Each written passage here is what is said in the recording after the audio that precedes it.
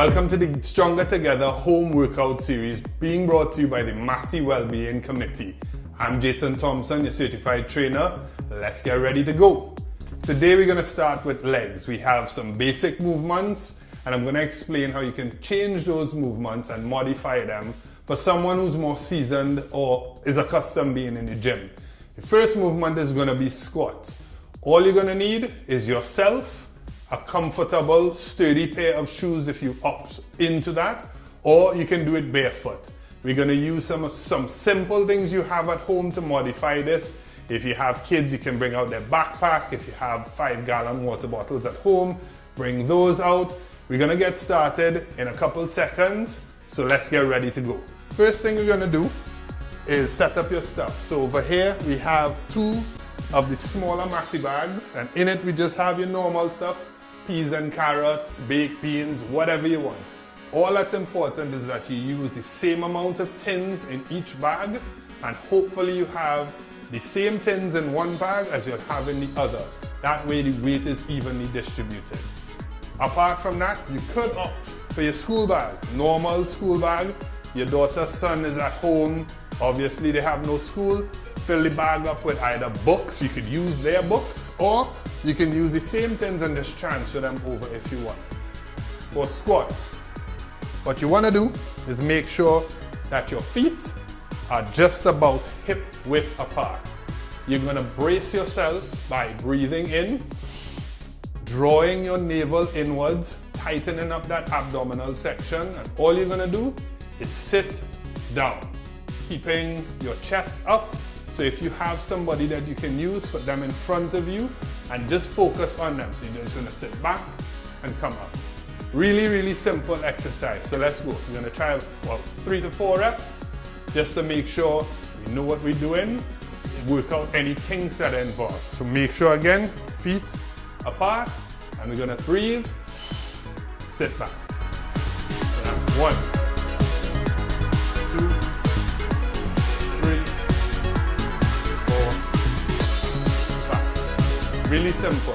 So you want to make sure that it's stable, not moving too much. And all you're going to do is grab a seat. Again, you're going to want to keep your feet just about your hip width apart. And from here, take your breath again. So deep breath, brace, stand up, squeeze the glutes. Ease yourself back there. Squeeze the glutes. Squeeze the glutes. Squeeze the glutes. And that's as simple as it becomes. This is more specific to people who have knee issues, lower back issues, any kind of issues that prevent you from putting load on your shoulders or up high. You can reverse it and have the load down here. Now is where we're going to add in the weight. The weight being what we went with before, the Massey bags, or you can actually use the school bag. I'm going to show you the Massey bag first and then the school bag after. Have your Massey bags. Again, put the same amount of tins in one and the same type of tins in one as you would have in the other. So what you want to do, hold the handles, make sure they're tight, keep them on the floor, take a deep breath, chest up, abs tight, stand up. As soon as they touch, come back again. As soon as they touch, come back again. And that's as simple as you can add the weight. So that's one version. We're going to grab the school bag now, put it on our backs and repeat the process. Here you have your normal school bag. You can put it this way. I prefer to put it this way. So the mass or the weight is a lot more centered. So once the bag is in place, again, simple. Go down, touch, come up. Down, touch, come up. Down, touch, come up. So that's squats complete. While now, in between your sets and before you move on to the next exercise, what you gotta do is keep yourself hydrated. I'm gonna grab my water. And always remember, have a couple of, or at least one bottle on hand. Again, doesn't matter what brand you have. I'm gonna use my nice Massey Wellbeing bottle. Take a nice sip. Bring your heart rate back down and get ready and prepare yourself mentally for the next exercise. And the next exercise you're going to do is step-ups. So for those who cannot lunge or put your actual force onto your knees, this is a really easy alternative which you can modify to suit your needs. You can start with something which is below your knee level, or you can do something higher, which is going to be for your more experienced gym person. So follow me. We go around, and I hope that there's enough room above you so that you don't bump your head. So there are two ways to do this. You can plant one foot and drive off of the other foot and stand and repeat the process, keeping that foot here, or you can do them one foot then the other. I'll show you both ways. So we're going to start with your left foot. Make sure it's planted, and you want to make sure that your entire foot is on flat, whatever you choose to use. From there, take a deep breath again, engage the core, stand up, keep that foot off, reverse it, put it back down. Gonna take a breath again, stand up, catch your balance, bring it back down. Now I'll show you how to do it on an alternating leg basis. So we start flat this time. We're gonna put left up, stand, bring the right leg, bring the left leg down. Step with the right leg, touch, left leg down, right leg down. And you repeat the process for any number of sets and reps that you predetermine before you actually start the workout. Okay?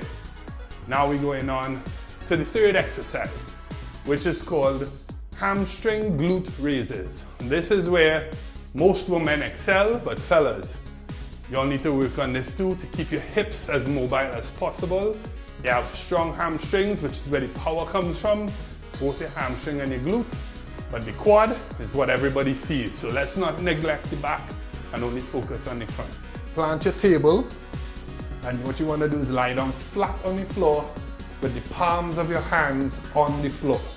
You're not trying to press in with your hands, you're trying to raise your glutes using your hips. So you're going to take a deep breath, brace as in draw your core in, and squeeze, come back down. Squeeze, come back down. Squeeze, come back down. Last one, up, squeeze, come back down. The only other way that you can make this harder is by the use of tension. So I'm going to demonstrate that quickly just so you understand what's going to happen. So again, your feet go up. You take your breath the same way. So in, hold, and you're going up quickly, down nice and slow. Up quick, down nice and slow. And that's what we call a tension rep.